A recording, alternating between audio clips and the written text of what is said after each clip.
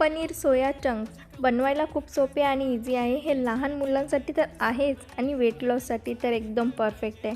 चला तर मग बनवूया. सोयाबीनला अर्धा तास पाण्यामध्ये भिजवून ठेवायचे. त्यानंतर सर्व पाणी काढून मिक्सरमध्ये थोडंसं लसूण आणि हिरवी मिरची टाकून पेस्ट करून घ्यायची. त्यानंतर बेसन टाकायचे थोडं, नंतर बारीक कट केलेला कांदा, कोथिंबीर आणि पालक, पुदिना सर्व कट करून टाकायचे आणि चवीनुसार मीठ टाकायचे आणि पनीरला क्रश करून हे सगळं मिश्रण एकजीव करायचे आणि त्याचे छोटे छोटे बॉल किंवा असा आकार देऊ शकता तुम्ही जसं आहे तसं.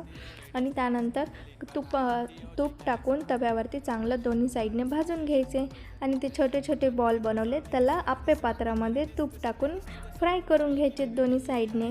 आणि हे तुमच्या फेवरेट कोणत्या पण चटणीसोबत खाऊ शकता आणि हे लहान मुलं आवडीनं खातील आणि हे टिफिन बॉक्ससाठी तुम्ही देऊ शकता आणि बनवायला पण खूप सोपे आहे.